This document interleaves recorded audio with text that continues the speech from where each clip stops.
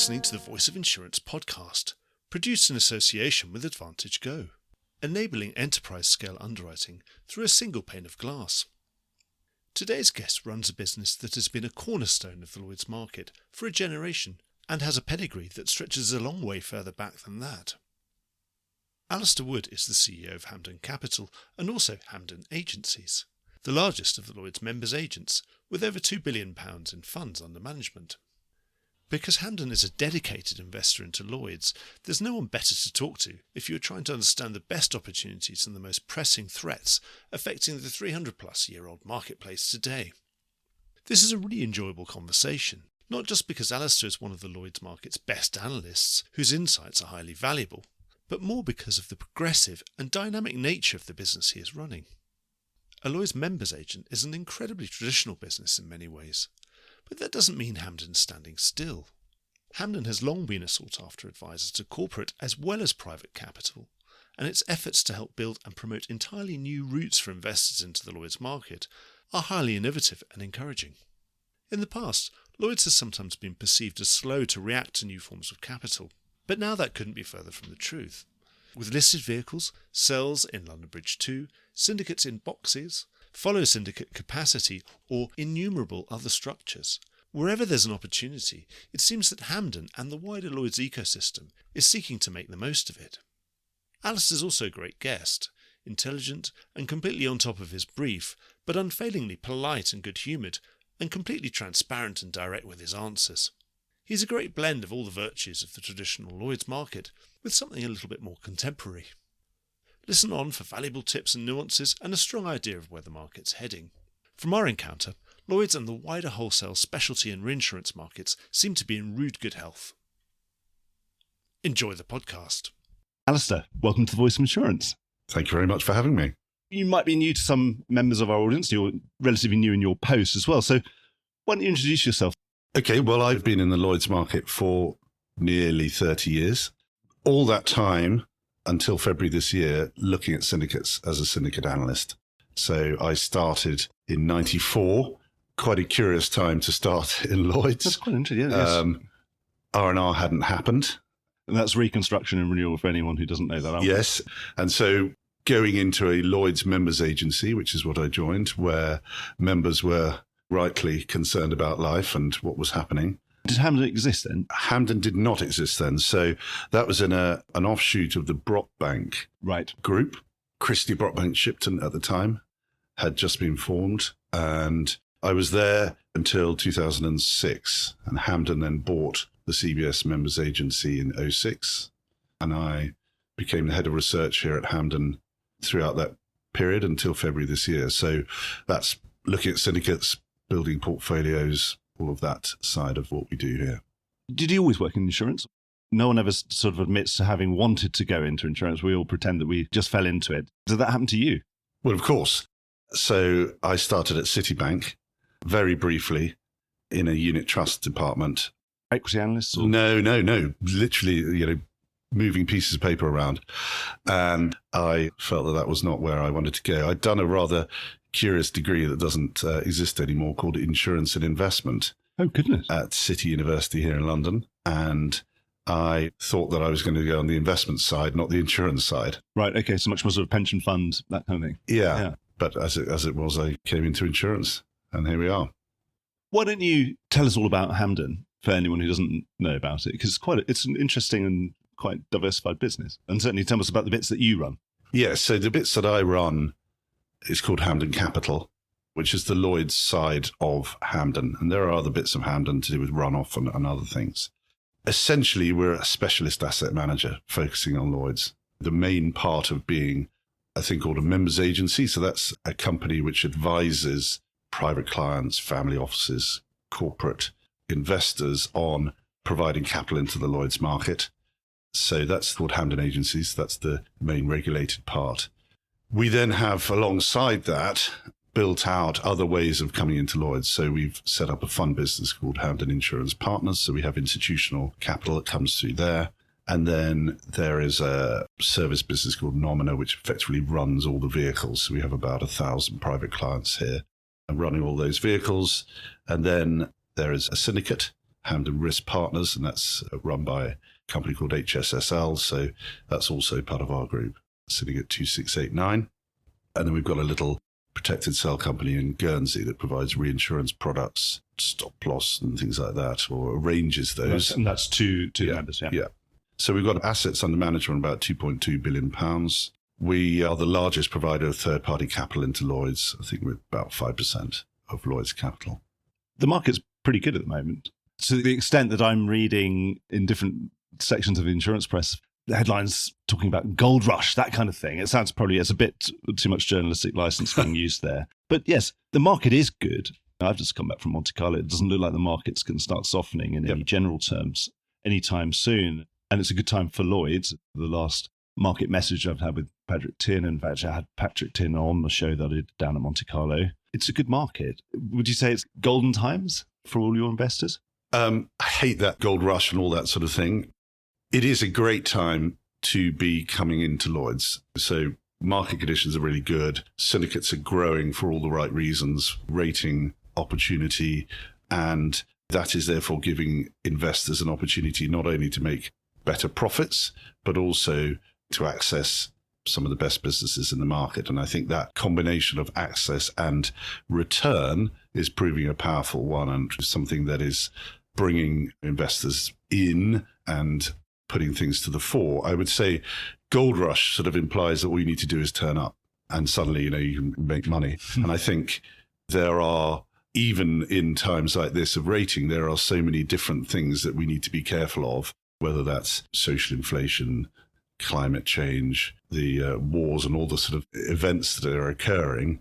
We still think that you can't just come in blindly and hope that the rising tide will float all boats. You have to still select the right people, have a balanced portfolio.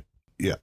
So our approach has always been to create balanced portfolios of syndicates, normally 10 to 15 syndicates in a portfolio, spreading across different classes of business and looking to rebalance and reweight once a year with whatever we see happening in the market. I suppose within that diversification, you could be slightly more overweight on something one year. So you presumably have the intention of trying to outperform the market. That's right. So in any one year, in a sense, the syndicates are doing that in the first thing. So they are making changes to their portfolios at syndicate level. And what we're then doing is an overlay in terms of, we particularly like property business or reinsurance business. So we're going to swing our portfolio a little bit more towards certain classes at any one time. So what's your thinking at the moment in terms of where are you happiest and happiest to be slightly overweight?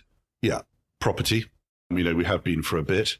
The last few years, property insurance, and there seems to be no sign that that is slowing down. And I think what's happening in reinsurance, which is we have been quite cautious about for a bit, but certainly it seems that Lloyd's has got headroom to grow there, and that the vibe, certainly from the last meeting with Patrick Tin, and his message to the market was that there's probably a bit of headroom there and that there's space to do so, presumably at the right terms.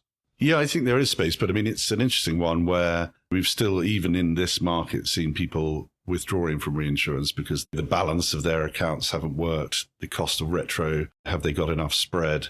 So even though the rates are up, it still isn't an easy product.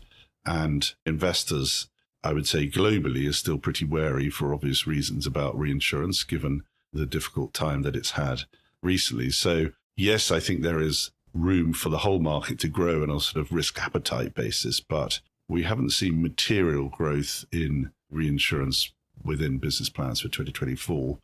It's pockets without being across the board. Sorry to interrupt the podcast. I'm here to tell you that Aventum Group is a debt-free, owner-managed specialty insurance group headquartered in London. Through our MGA platform Rockstone and broking platform Concilium, the group controls circa $1.5 billion in gross written premiums across 16 global offices. The group is employee-owned, has no private equity backing, and is very much in control of its own destiny. Synergy is Aventum's partnership model, a platform for entrepreneurial brokers and underwriters to become shareholders in their own subsidiary. A platform that liberates trading teams from bureaucracy and admin and allows them to focus on developing and servicing clients. We believe the traditional employee-employer hierarchy is outdated, which is why our Synergy model is built upon trust and partnership, and why all our Synergy arrangements involve real equity ownership from day one. Very different to the management incentive plans or MIPs that are now so common in our market. We are not a corporate organisation and instead pride ourselves on the entrepreneurialism of our team and ability to have fun along the way. Our view is if you want to build something to call your own, have the lead on how you do it, and create some meaningful value along the way, a synergy partnership will give you an unrivaled route forward. For more information, please contact us at voi@eventumgroup.com today. Because the capital implications for that are too Capital quite implications, how does the balance of risk work? Is it better to have insurance risk rather than reinsurance, given the protection that's potentially available from reinsurers compared to retro?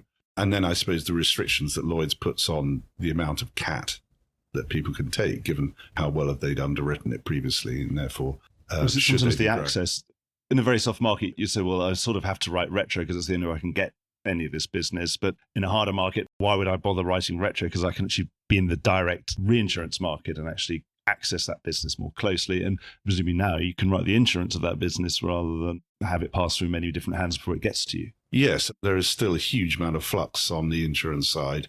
Look what's going on in California and Florida, where companies are still reducing what they're doing. And so the flow of businesses into Lloyd's from that side is good, and the ability to protect is still there. I think there's also, in the back of our minds is that reinsurance is still a pretty commoditized product. There will become a point when pricing turns down, and the price is still such an important factor. So it's capital. It's capital. And once upon a time, the ability to pay claims was something that people were concerned about, but now people have collateralized capital. So it still seems to be price. So happiest with property. The flip side to this is people seem to be rediscovering an uneasiness about casualty, which was probably the biggest takeaway for me coming back from Monte Carlo. People are worrying about US casualty, which is obviously something we as an industry have been periodically worried about, and absolutely rightly so, because it's given us a problem once every 15 to 20 years. Yeah. I would say the casualty market clearly was very soft in the teens, and we're seeing the impact of that. Well, we saw that come through, and actually rates went up 2018, 19, 20. Absolutely. It seems to me extraordinary that if somebody's going to tell me, well, we've reached peak casualty rates already, yet we haven't really made sustainable money. And as it's too early to say, maybe things are all better from 2020 onwards, but all we know is relatively they're better than they would have been in 2015. Yeah. But 2015 was terrible, so... Yes. I would say that the product is better underwritten still, the claims-made wordings and things like that. We haven't got those long tails that were once upon a time. So it doesn't feel like that kind of an issue. But we've been cautious in casualty for a while. I think that there are still some extremely good casualty underwriters in Lloyd's that we're prepared to back, and they reserve well, and we will continue with them. Maybe we will see a re-acceleration of casualty rates in the future as the reserving cycle seems to be biting people still, as the courts in the US get back up to speed and process these claims. So it feels that casualty could be almost the next roll of the cycle, that we could start to see that being hardening again. And actually, this is a plateauing time. It feels that to cut rates now seems... It certainly feels premature. that any big casualty insurer looking to get a higher ceding commission because everything's so great is not going to be met with a very, very receptive reinsurance market, for example, because I was in that market, but don't forget we're still paying for 2015 to 2019 or 2014 to 2018, depending sort of where you start measuring it. It hasn't necessarily put me in a very good mood. So I'm not really in the mood for hearing all this great news that is still actually only half-baked at the moment. I agree. So we'll remain cautious for a bit, but we are seeing syndicates reducing what they're underwriting, for example, in D&O, which has been talked about a lot. In quite undiplomatic terms, uncharacteristically undiplomatic terms. Yeah, which I think probably upset a few people. But the syndicates are reducing what they're doing anyway, or the majority are. And so that was a strong signal to the market. Or so they're just penciling a 20% rate decrease, or they're actually doing less? No, they are doing less policy count. They're doing less. Yeah, definitely doing less. Yeah. Having just come back from Monte Carlo, there isn't necessarily a huge amount of new reinsurance capacity. There's probably about enough to keep up with demand, more or less, that the market should clear, but certainly it's not going to be cheap reinsurance or reinsurance attaching any lower than where it is. It reset, and it's reset high, and it's going to stay there as far as I can see. Yeah. Is that any kind of constraint on growth? Certainly, when I was talking to some of the Lloyd's people who are big buyers of reinsurance as well as occasional sellers of reinsurance, they're probably net bigger buyer than they are sellers. Their main concern was to secure the supply of reinsurance to support their growth. Do you think there's any kind of constraint? Because we do rely on reinsurance within the Lloyd's. Yeah, no, they're definitely heavy reliance on reinsurance. I think in a way there has to be, because if you can't buy the cover, you're going to get a capital impact. And so the balance of where do you want the to capital pay? one way, either from the reinsurer or from actual capital. Interesting that we've seen the gross premiums, I think, for 24 in our portfolio expected to go up by about 11%, but the net by 17%. So people are buying less cover. And do you think they're buying less because there's less to buy at favourable terms, and also because obviously they're happy to retain more because it's such a good business? It'll be a combination. So they're not buying the bottom end of programs, which I suppose is the expensive which is expensive. End. Yeah. So that means there's a bit more risk in the portfolio in those areas. But I'm not getting a sense that they would like to turn that 11 into 20, but they can't because of a lack of reinsurance. I don't feel that that is the case. I do think that in the market, we've lost some of our leaders. If you think of the names in the past that used to lead reinsurance business that maybe don't write it at all or have really restricted what they do. Absolutely, yeah. And others have come in. So there's big growth syndicates like Ariel and then Inigo starting up, which is in a sense replacing some of that. But generally, I think that the Lloyd's reinsurance leads are smaller, and whether that will have a longer term impact. You're an absolute specialist of finding new and interesting ways of getting capital to work in the Lloyd's market. And I was reading about a Project Leo initiative for a London-listed fund to support underwriting at Lloyd's. What can you say about it? What I can say about it is that we've been out to the UK institutions to test, is this something that is of interest to them? And we're in the middle of that process at the moment, so we can't really sort of go into it in too much detail. But they haven't slammed the door in your face, should we say? No, and there would have been times in the past that they might have done. And of course, UK institutions have been here before, after Reconstruction Renewal. There were, back in the early days of me being an insurance journalist, we had 15 to 20 different Lloyd's vehicles that all London quoted vehicles to. Results season was quite a busy time, and lots of small businesses, they've nearly all gone now. Yes. We're down to Beasley, Hiscox and Lancashire these days. And I think the UK institutions are rightly cautious about the insurance industry, given generally it hasn't been great for them. So that is a challenge. And put that together with the UK stock market being a pretty tough place to launch new things at the moment. So there are headwinds certainly for that. But there is definitely a recognition that this is a great time of the cycle. And Lloyd's, I think, has restored its brand name to where it was and, is recognised as being a good place to access specialty insurance business. So all of that is resonating. Or could you go to New York like everybody else is? Well, you could go to New York. Well, if you get a better valuation, you get more liquid, deep pools of capital there. Why not go there? I think we will probably look at all of those things. But I think that it feels that there is space for that kind of product, that kind of entry into Lloyd's. Well, good luck with that. It sounds like it's the sort of market where that capital could be put to good use quite quickly. Yeah. And a relatively new channel down which capital can be poured and find its way into the Lloyd's market is this London Bridge 2 vehicle. It's partly my job to understand how these things work, but I would say if I was marking my own homework on this, I would say I don't necessarily understand it as well. And so I'm thinking if I don't necessarily understand it as well, and it's actually my job to understand it, then perhaps not all the listeners will understand it as well as they ought to. Can you explain how it works? Yeah. Because this is something you're using quite regularly, or you're planning on using. Yeah, so we have been involved in a number of them that have happened to date. To date, they've been mainly about bringing one source of capital behind one syndicate. Effectively, what London Bridge does is use the UK protected sale legislation that came in. Yeah. And of course, that was really brought in with ILS in mind more than anything else, allow London to compete with Bermuda and other places. Right. That's right. And that's essentially what it is doing, is enabling an investor to put their money into a cell for which they receive as security. And then that cell then writes a reinsurance contract of a Lloyd's corporate member. So something that's a capital provider behind. A proportional treaty. Yes, absolutely. So the change with London Bridge 2 is that you can do excess of loss. Right. So that's an innovation. And it can be either a corporate member which is owned by an orphan trust, which somehow you're not quite controlling, but is within your net, or it could be owned by somebody completely different. And so it enables you to provide capital in a form of a reinsurance contract in a tax efficient way, and that's the key thing, Right. to a number of different entities in Lloyd's without them necessarily needing to give up capacity on their syndicates. They can retain full ownership of their business, but yet they can access third-party capital through this structure. Because you think, well, of course, you could always do this via a corporate member, or you could do other things, but there are just different legalities and different tax equations. So that definitely the come tax arise. equation, and then the documentation has all been pre-approved, so there's an easing of So it's sort of that process. So you don't have to get a whole load of new lawyers every time. That's right. There are still frictional costs, but we hope they'll come down over time. It's not in the millions, it's in the No. thousands. No, that's right. Yeah. And what it then does is enable you to provide capital to any syndicate in the market.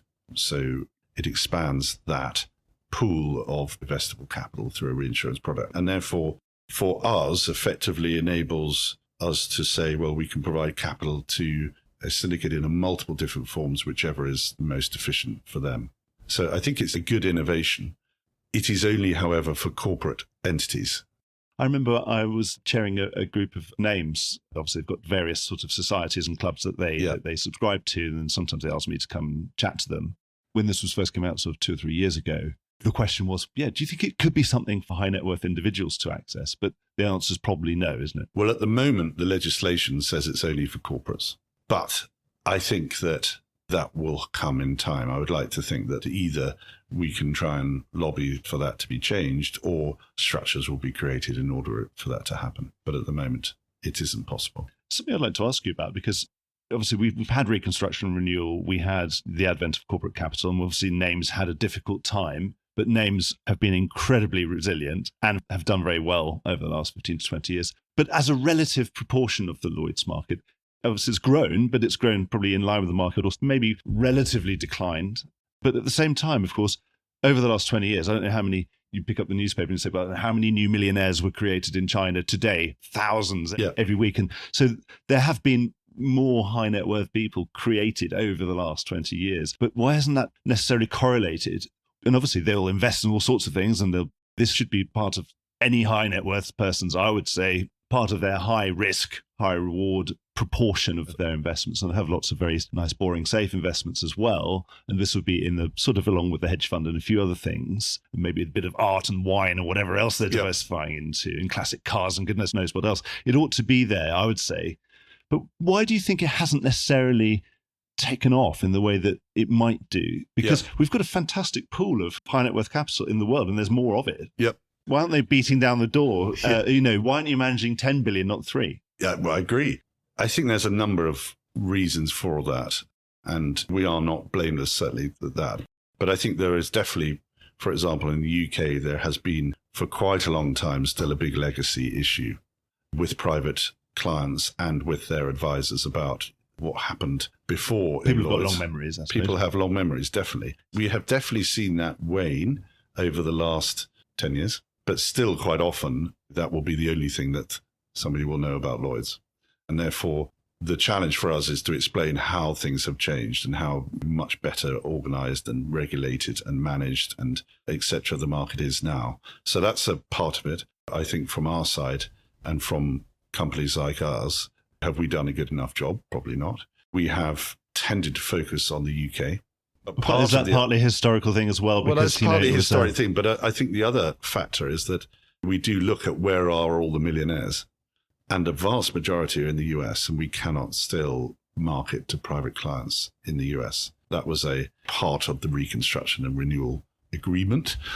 And therefore, that is something that we would like to maybe move on a little bit in the future. But that is a factor that they can come through corporate entities, but actually directly is much more difficult. Do you think that they're there, therefore, that they just happen to be investing in corporate vehicles and different, obviously you can buy the stocks and shares of Hiscox and Beazley in Lancashire anytime they want. Are they doing it more likely through more indirect routes rather than becoming... I think probably doing it indirectly without knowing so. Yes. So they'll be backing private equity funds or hedge funds which have Lloyd's involvements and using those sorts of structures, but they aren't coming in thinking, I'm coming into Lloyd's. So that is something that we will and are looking to change.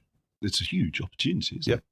Yeah, I mean, I think that's where Hampden is looking at all of these sort of areas and thinking, okay, how can we deliver a better product for people? And I think that's what we haven't done well enough over the last few years. You know, the product, in a sense, Lloyd's membership, has remained very similar over a number of years. And I think we need to be innovating more about how do we deliver the same sorts of returns and give that access, which is easier and cleaner for individuals. When I talk to some of those individuals over this, that they might complain that they haven't had the opportunities that they would have had, obviously, back in the old days, when, of course, they were the only show in town. Do you think they're getting a better showing now? Now, with things like Syndicate in the Box, those new opportunities that are available to them, obviously, they don't get the tenure anymore, but you have tenancy.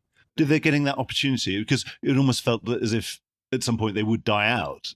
Perhaps if we were talking this time 10 years ago, to say, this is a dying breed and it seems unloved and it's not necessarily everyone's first port of call. And it's just an interesting historical anomaly that will eventually just wrinkle itself out. But it's certainly not been the case. That's not been the case. That has not been the case. So, for example, we have had, interestingly, that our greatest pool of new private clients have been from people in the financial services industry, maybe private equity, hedge funds or investment bankers or whatever, who have a certain attitude towards risk. They're looking certainly for the estate planning and those sorts of benefits which you get in the UK, and also the lack of correlation. They've got so many assets and doing all sorts of other things. This is different. So this is something that really does work for private individuals. We just got to get the message out. You get, is it small business exemption on those? So you get business property relief because it's a trading vehicle. Yeah. So, it is quite powerful.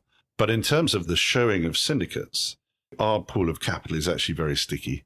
Hampden has a reasonable size. They're not trading in and out, are they? They're not trading in and out. We can collectively provide a meaningful amount of capital to them, and it does something different to other pools of capital they may get. It isn't trade capital. It's not reinsurance capital that is effectively in some ways competing often with their business.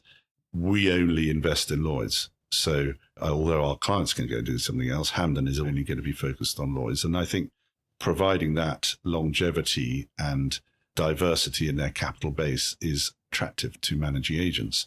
What that also enables us to do, because we are backing a pool of different syndicates, is that we can take on a small, unusual syndicate in a box type syndicate and add it as a small part of a portfolio, and it is capital efficient to do so. So it works. It's good diversification. It's good diversification. So we're, in a sense, able to help these smaller businesses to grow and provide almost exceeding underwriting capital to them. So we backed. Of course, because these are small businesses. These are small businesses, and on their own, they might look too specialist and difficult to back up if you were just backing that as your only entry into Lloyd's, but actually as part of a balanced portfolio where we're doing lots of other things, we can very easily accommodate them. So, for example, the MCI Syndicate 1902. And this is microinsurance. No, that's clinical trials insurance. Oh, clinical trials. An area really, really specialist, great track record. We could do a syndicate in a box so that it was able, using that structure, we're able to back that from the start and build that into a portfolio. So I think we provide that advantage for the market, which you may not get elsewhere. You've got a slightly different risk appetite. Yeah.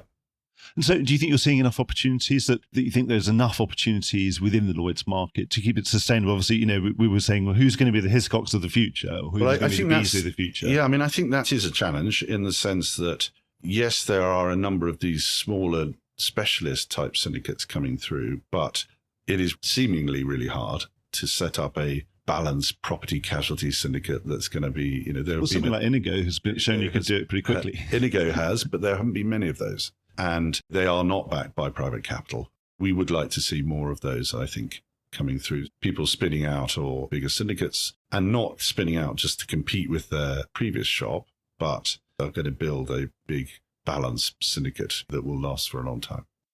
Over this last 20 years, we've had this fantastic flowering of the MGA world. Obviously, and that seems to be, if you're a young, talented underwriter, 30 years previous, you would have said, I would try and get a syndicate together at Lloyd's with a few friends and business associates, and the top broker might help me out on this. And I'll go around all the members' agents and I'll scrabble something together, and we'll have effectively what the old version of the syndicate in a box, which is a very small syndicate. Yeah. But these days, it would be, I'm going to start my own MGA. In fact, there's a whole infrastructure out there. There are so many people who will incubate my MGA, and they might be able to float off somewhere else. And there are many players out there. Do you feel that one day you can't beat these people, you might have to join them? I start something that helps incubate MGAs, because that's where all the underwriting talent is going. That might be where you have to go yourself. I think definitely that is a threat. Certainly other Lloyd's businesses of a similar ilk have actually done that. Yes. And they've seen that that's a successful part of their business. Yes. I mean, it's something that we've looked at. I would say our concern will always be, is that an area, it's something that we're actually have the expertise in, our expertise. I suppose if you're providing capital to good underwriters, is a core competency of yours. Yeah. And so, it is definitely there as a potential part of how we could change our business. But I would say underwriting risk and underwriting is really where our clients, that's where their capital is set up to do. For them to then start incubating businesses is a totally different part of it. I suppose there are syndicates at Lloyd's, of course, that will back, that are delegated. Yeah, and there are syndicates that are set up, like the Beat Syndicate, to incubate MGAs and do it that way. So there are other ways of accessing that business. But I think generally we haven't been good enough as a market of converting good quality MGAs into syndicates. And tell us a bit about the syndicate, which is, as I understand, a follow-only type syndicate, of which we've now got a cohort, and they seem to be doing pretty well. There was some news story the other day about the Brits follow-only syndicate that's now getting some followers of its own, some quote-share support from Aspen and from Travellers. Yeah. What's behind that? And what do you think is the ultimate potential? What sort of percentage of the Lloyd's market might just be follow-only at some point in the future? I think it's a significant potential for growth in the sense that Syndicate 2689 underwrites consortia and quota share. At the moment, the restricted consortia.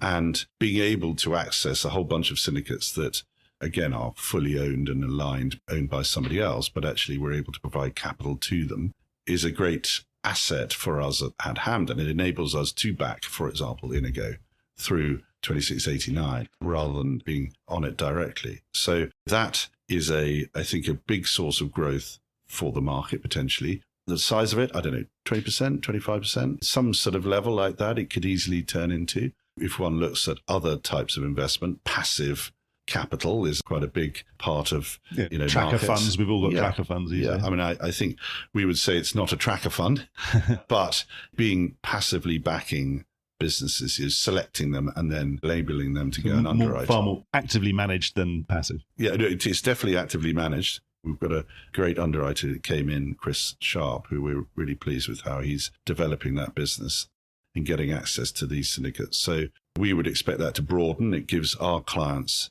access to syndicates that they couldn't go elsewhere, and then is enabling us to provide capital to that point of we can provide capital through multiple different routes, whichever syndicate's best. Any which way you want it. Yeah. There's a Hampden way of getting some capital. That's what we want to be able to do, yeah. Well, Alistair, it's been really, really interesting talking to you. It just shows you can go in with an idea of what a member's agent is and say this is some kind of, fusty old sort of Lloydy thing. And it's not at all. Of course, you've got so many wheels spinning, different initiatives. It sounds like you must be incredibly busy. So thanks very much for sparing some time. Not at all. No, it's very nice to speak. I wish you all the best with everything that you're doing. And also, of course, I do aspire to become a client one day, but I'm not, I fear that I might not get through your vetting procedure. That my net assets might not quite get over I'm the sure threshold. this podcast is extremely successful. Well, would you take the podcast as collateral? Well, yeah, I think yes, the expression on your face has given me all the answers that I need. Thank you so much, Alistair. I really enjoyed talking to you. And we'll get you back on the show when you've got something new to report. Great. Thanks very much. Thank you so much. Thank you. Well, I hope you enjoyed today's episode. If you did, don't forget to subscribe or leave a like or a review or recommendation on whatever podcast platform you used to access this programme. These really help get the word out. Before we go, just a quick reminder that advertising slots are available here and in other places in the Voice of Insurance podcasts. Podcasting is the fastest growing medium and attracts a high quality audience of key decision makers. It's also an intimate medium where you, the listener, are right in the room with me and the interview subjects. Needless to say, that means it's a great way of getting your message out directly to an audience because you know you've got their full attention. It's also very cost effective.